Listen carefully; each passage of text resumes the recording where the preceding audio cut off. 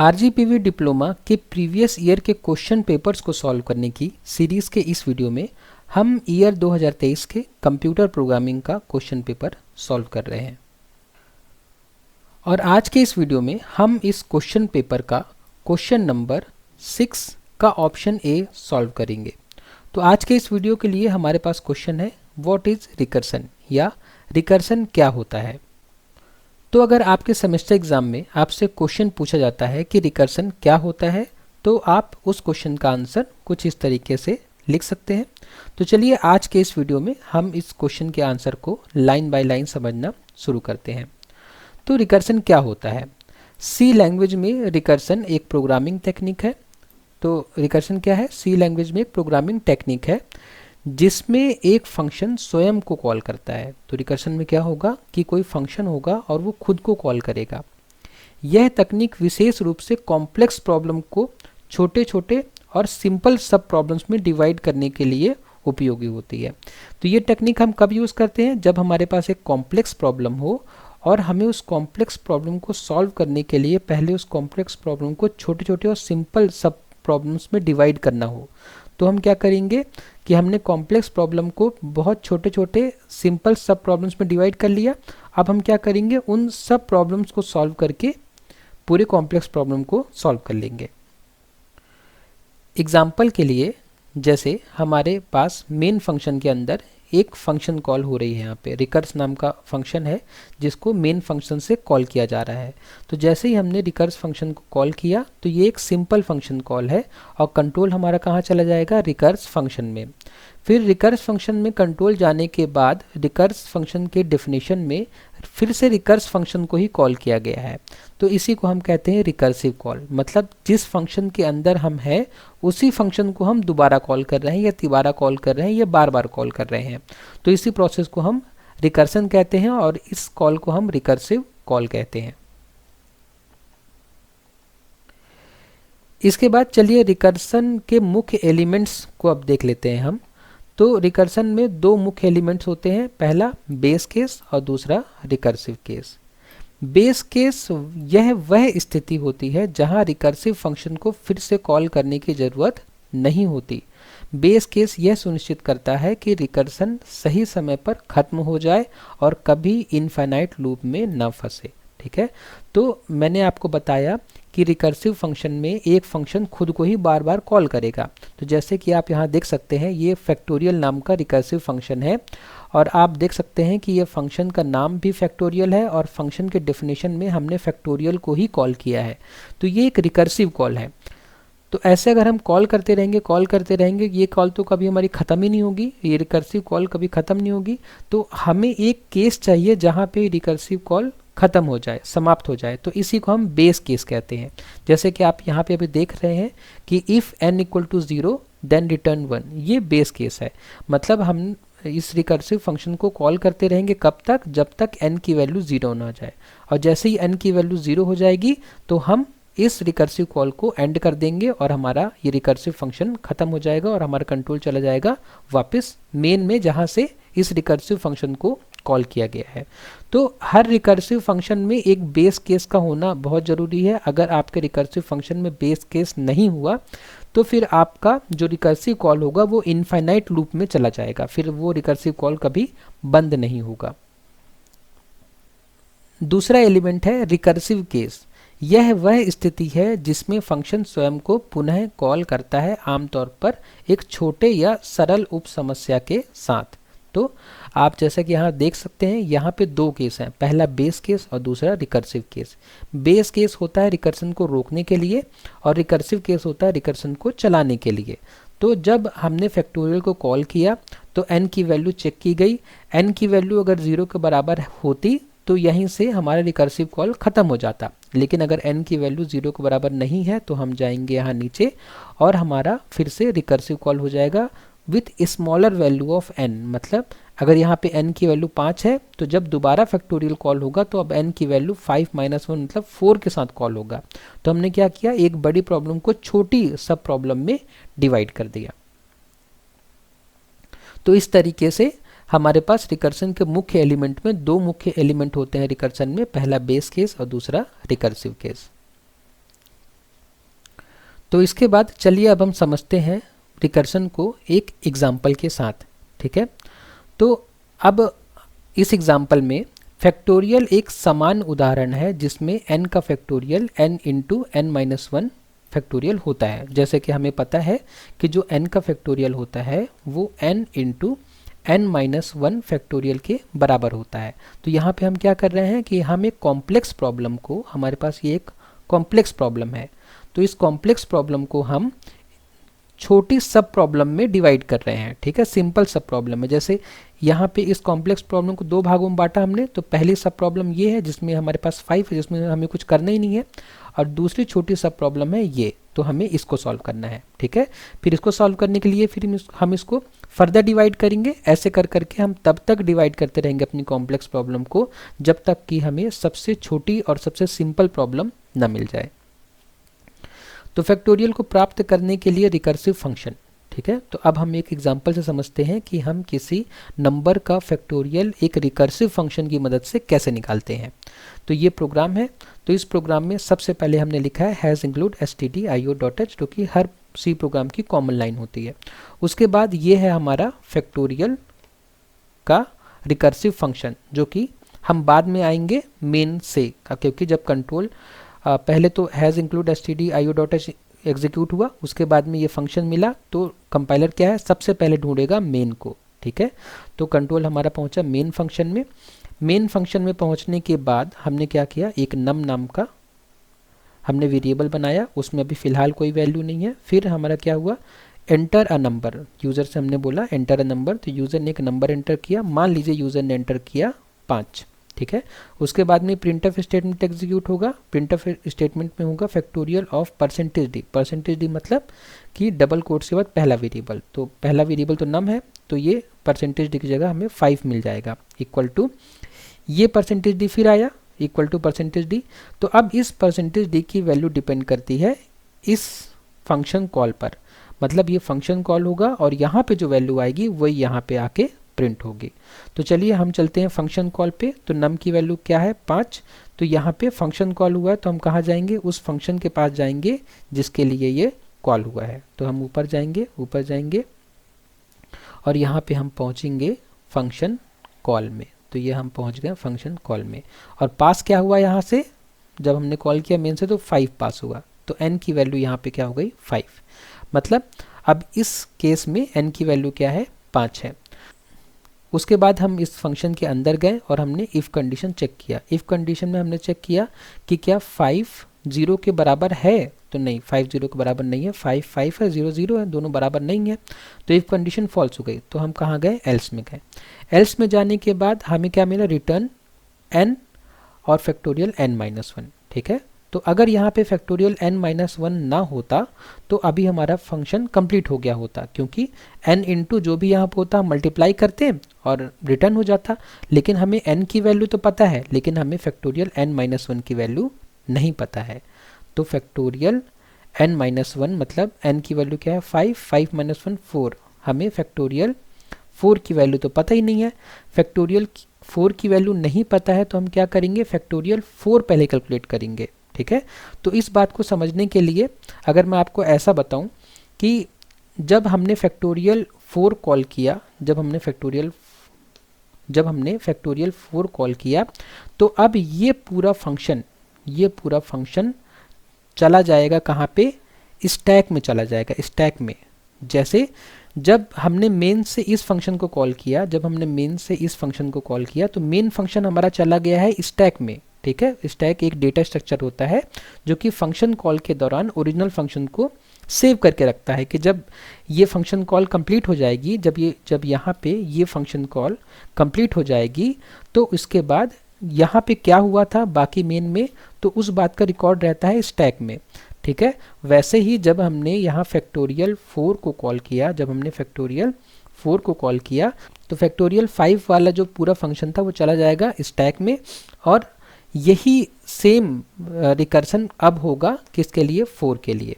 इस बात को अगर मैं बहुत ही सिंपल शब्दों में समझाना चाहूँ, तो अगर हमें फैक्टोरियल 5 कैलकुलेट करना हो, फैक्टोरियल 5, तो वो हम कैसे कैलकुलेट करेंगे। देखिए, फैक्टोरियल 5 कैलकुलेट करने के लिए हमें क्या करना पड़ेगा कि हमें 5 इंटू फैक्टोरियल 4 कैलकुलेट करना पड़ेगा। जैसे कि हमने यहाँ पे अभी देखा कि फैक्टोरियल 5 जब हमें कैलकुलेट करना था तो हमने क्या कॉल किया, n इंटू फैक्टोरियल 4 को कॉल किया, तो हमें 5 इंटू फैक्टोरियल 4 को हमें कॉल करना पड़ेगा। फिर हमें फैक्टोरियल 4 अगर कैलकुलेट करना है तो हमें क्या करना पड़ेगा, 4 इंटू फैक्टोरियल 3 को कॉल करना रहेगा। उसी तरीके से अगर हमें फैक्टोरियल 3 कैलकुलेट करना है या फैक्टोरियल 3 की वैल्यू चाहिए तो हमें 3 इंटू फैक्टोरियल 2 कैलकुलेट करना पड़ेगा। और अगर हमें फैक्टोरियल 2 की वैल्यू चाहिए तो हमें 2 इंटू फैक्टोरियल 1 को कॉल करना पड़ेगा। और अगर हमें फैक्टोरियल 1 की वैल्यू चाहिए तो हमें 1 इंटू फैक्टोरियल 0 कॉल करना पड़ेगा। तो मैंने आपको यही बताया था कि देखिए ये फैक्टोरियल 5 हमारे पास एक कॉम्प्लेक्स प्रॉब्लम है। फैक्टोरियल 5 क्या है, कॉम्प्लेक्स प्रॉब्लम है। तो इस कॉम्प्लेक्स प्रॉब्लम को देखिए हम छोटी सब प्रॉब्लम्स में डिवाइड कर रहे हैं, ठीक है।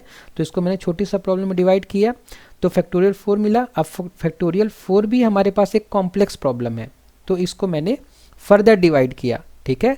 तो 4 तो मुझे पता है, लेकिन फैक्टोरियल 3 मेरे लिए कॉम्प्लेक्स है, फैक्टोरियल 3 भी मेरे लिए कॉम्प्लेक्स प्रॉब्लम है, तो मैंने इसको फिर फर्दर डिवाइड किया। फिर फैक्टोरियल 2 भी मेरे लिए कॉम्प्लेक्स है, ठीक है। हम जब तक ये हमारे लिए कॉम्प्लेक्स है जब तक हम इसकी वैल्यू नहीं जानते। वैसे ही फैक्टोरियल 1 भी हमारे लिए कॉम्प्लेक्स है, क्योंकि हमें क्या पता है, हमें सिर्फ फैक्टोरियल 0 पता है। यहाँ से हमें सिर्फ यहाँ से क्या पता है, फैक्टोरियल 0 पता है, ठीक है। तो ये भी मेरे लिए कॉम्प्लेक्स प्रॉब्लम है। तो फिर मैं गया, इसको मैंने फर्दर डिवाइड किया तो 1 इंटू फैक्टोरियल 0। अब हमें फैक्टोरियल 0 की वैल्यू पता है, क्योंकि हमने यहाँ पे लिखा है इफ़ कंडीशन में। इफ़ कंडीशन में हमने लिखा है कि अगर, इफ़ कंडीशन में हमने क्या लिखा है, हमने लिखा है कि अगर n की वैल्यू 0 के बराबर है तो रिटर्न 1 करो। इसका मतलब कि जब n की वैल्यू 0 होगी तो हमको पता है कि 0 का फैक्टोरियल 1 है, ठीक है। इसीलिए हमने यहाँ पे इतनी श्योरिटी के साथ बोला कि अब रिटर्न 1 कर दो अगर n की वैल्यू 0 हो तो, ठीक है।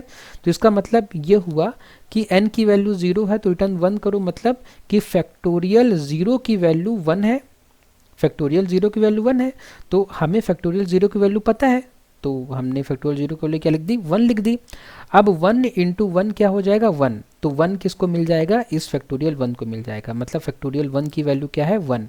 फिर 2 इंटू 1, ठीक है, इसकी जगह क्या आ गया, 1 आ गया। 2 इंटू 1 तो 2 आया, तो मतलब फैक्टोरियल 2 की वैल्यू कितनी है, 2 है। फिर 3 इंटू 2 6, तो 6 किसकी वैल्यू है, फैक्टोरियल 3 की वैल्यू है, ओके। फिर 4 इंटू 6, 4 इंटू 6 24, किसकी वैल्यू है, फैक्टोरियल 4 की वैल्यू है। फिर 5 इंटू 24 जो कि है 120, ये किसकी वैल्यू है, फैक्टोरियल 5 की, ठीक है। तो इस तरीके से ये हमारा रिकर्सिव केस जो है वो सॉल्व होता है, ठीक है। हमने क्या किया कि अपनी प्रॉब्लम को फर्दर डिवाइड किया, फर्दर डिवाइड किया, डिवाइड करते गए, और जब हमें ये बेस केस जो कि इफ़ था, इसको मैं क्लियर कर लेता हूँ, तो हम फिर समझते हैं कि हमने क्या किया कि हमने यहाँ से 5 को भेजा इस रिकर्सिव फंक्शन में, ठीक है। तो इसने क्या बोला कि क्या n 0 है, तो हमने बोला n 0 तो नहीं है, तो उसने एल्स में हमें भेज दिया। एल्स में गए तो इसने क्या किया, बड़ी प्रॉब्लम को छोटी सब प्रॉब्लम में बांट दिया, और इसने फिर से कॉल किया फैक्टोरियल 4 को। तो फैक्टोरियल 4 को कॉल किया तो फैक्टोरियल 4 ने फिर चेक किया कि n की वैल्यू क्या 0 के बराबर है, तो हमने कहा नहीं, तो एल्स में गया, इसने फिर से फर्दर डिवाइड कर दिया 4 को, किसमें, 4 इंटू फैक्टोरियल 3 में, ठीक है। फिर 3 ऊपर गया तो इसने चेक किया क्या 3 0 के बराबर है, तो हमने कहा नहीं, तो इसने 3 को फिर फर्दर डिवाइड किया 3 इंटू फैक्टोरियल 2 में, ठीक है। फिर से फंक्शन कॉल हुआ तो 2 इंटू फैक्टोरियल 1 आया। फिर से फंक्शन कॉल हुआ तो 1 इंटू फैक्टोरियल 0 आया, फैक्टोरियल 0। अब जब फैक्टोरियल 0 आ गया, ठीक है, जब यहाँ पे n की वैल्यू 0 आ गई तो ये n इक्वल टू 0 हो गया, ये कंडीशन मैच हो गई, और जैसे ही कंडीशन मैच हो गई तो हमने क्या कर दिया, रिटर्न कर दिया। और जैसे ही हमने रिटर्न किया तो पिछले ये सारे जो फंक्शंस थे जो कि हमने पहले कॉल किए थे, ये सब चले गए थे स्टैक में। तो इस तरीके से हर कॉल पर जो पिछला फंक्शन होगा वो स्टैक में जाता जाएगा। स्टैक डेटा स्ट्रक्चर अगर आपने पढ़ा होगा तो आपने देखा होगा कि स्टैक में जब हम मेन के अंदर थे और फिर मेन से जब हमने इस फंक्शन को कॉल किया तो सबसे पहले हमारा मेन गया स्टैक में, ठीक है। मेन के बाद हमने क्या कॉल किया, फैक्ट 5, तो फैक्ट 5 गया स्टैक में जब हमने फैक्ट 4 को कॉल किया। जब हमने फैक्ट 4 को कॉल किया तो फैक्ट 5 चला गया स्टैक में। फिर जब हमने फैक्ट 3 को कॉल किया तो फैक्ट 4 चला गया स्टैक में। फिर उसके बाद हमने फैक्ट 2 को कॉल किया तो फैक्ट 3 चला गया। फिर हमने फैक्ट 1 को कॉल किया तो फैक्ट 2 चला गया स्टैक में। फिर हमने फैक्ट 0 को कॉल किया तो फैक्ट 1 चला गया। फिर जब हमने फैक्ट 0 को कॉल किया, किसको, फैक्ट 0 को कॉल किया, तो फिर वो स्टैक में नहीं गया, क्योंकि जब हमने फैक्ट 0 को कॉल किया तो ये कंडीशन मैच हो गई और रिटर्न हो गया 1। ठीक है, तो 1 रिटर्न हो गया। तो रिटर्न 1 कहाँ पे चला गया, इस फैक्ट 1 में। तो इसमें हमें आंसर क्या मिल गया, इसमें हमें आंसर मिल गया 1। ठीक है, फिर ये 1 रिटर्न हुआ इस वाले फंक्शन में, तो हमें आंसर मिला 2 इंटू 1। फिर 2 इंटू 1 गया इस वाले फंक्शन कॉल में। अब स्टैक से क्या हो रहा है, सारे फंक्शंस पॉप हो रहे हैं। जब पॉप हो रहे हैं तो यहाँ पे हमें मिल जाएगा 3 इंटू 2, ठीक है, इंटू 1। फिर जब ये पॉप हुआ तो हमें मिल गया 4 इंटू 3 इंटू 2 इंटू 1। फिर जब ये पॉप हुआ तो हमें मिल गया 5 इंटू 4 इंटू 3 इंटू 2 इंटू 1। फिर जब ये पॉप हुआ तो हमें मेन फंक्शन में अब हमें ये आंसर मिल जाएगा। ठीक है, तो इस तरीके से हम रिकर्सिव कॉल करते हैं। थोड़ा कॉम्प्लिकेटेड हो सकता है, लेकिन जैसे आप इसको समय देंगे तो आपको समझ में आने लग जाएगा। ठीक है, तो जब हमारा फाइनली ये फैक्टोरियल 5 वाला जो फंक्शन कॉल होगा वो पूरा हो जाएगा, तो यहाँ से हमें 120 रिटर्न होके जाएगा कहाँ पे, मेन में। ये 120 जाएगा कहाँ पे, अब मेन में जाएगा, यहाँ पे 120 पहुँचेगा और इस तरीके से हमारा इस परसेंटेज डी की जगह 120 प्रिंट होके आ जाएगा। अगर हम एग्ज़ाम में चाहें तो आउटपुट भी लिख सकते हैं, एंटर नंबर 5, तो फैक्टोरियल ऑफ 5 इज़ 120। उसके बाद आप चाहें तो प्रोग्राम का डिस्क्रिप्शन दे सकते हैं। डिस्क्रिप्शन में बता सकते हैं कि आपने फंक्शन को डिक्लेयर कैसे किया, बेस केस क्या होता है, रिकर्सिव केस क्या होता है, मेन फंक्शन में क्या किया आपने। ठीक है, उसके बाद रिकर्सन के लाभ, रिकर्सन सिंपल होता है, जैसे कुछ जटिल समस्याएं हमारे पास तो हम उसको सिंपल और इजी सब प्रॉब्लम्स में डिवाइड कर सकते हैं। डेटा स्ट्रक्चर, ट्री और ग्राफ जैसे कॉम्प्लेक्स डेटा स्ट्रक्चर के लिए रिकर्सन बहुत उपयोगी है।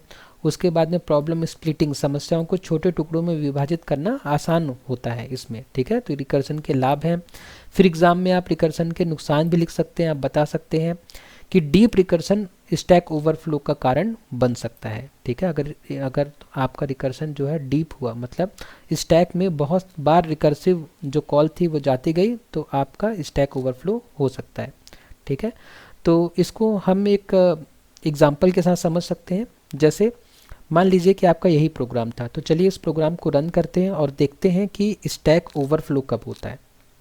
तो मैंने अपना VS कोड ओपन कर लिया है और VS कोड में आप वो प्रॉब्लम देख सकते हैं जो अभी हमने डिस्कस की। ठीक है, ये एकदम सही प्रॉब्लम है, इसमें स्टैक ओवरफ्लो नहीं होगा, क्योंकि हमने जब इस रिकर्सिव फंक्शन को कॉल किया तो हर बार हमने n की वैल्यू को घटाया है। ठीक है, तो अगर मैं इस प्रॉब्लम को रन करूँगा तो हमें सिंपली आंसर मिल जाएगा जो कि सही आंसर होगा। जैसे हमसे बोला गया कि एंटर अ नंबर, तो मैंने 5 एंटर किया तो मुझे आंसर मिल जाएगा फैक्टोरियल ऑफ 5 इज़ 120। लेकिन अगर मैं आपको स्टैक ओवरफ्लो दिखाना चाहूँ तो स्टैक ओवरफ्लो में क्या होता है कि हमारा ये रिकर्सिव कॉल बार बार होता रहता है। ठीक है, और जब हमारी मेमोरी जो होती है फुल हो जाती है, मेमोरी में जो स्टैक का स्पेस होता है फुल होता है, तो हमारा प्रोग्राम जो है वहाँ से अपने आप बंद हो जाता है।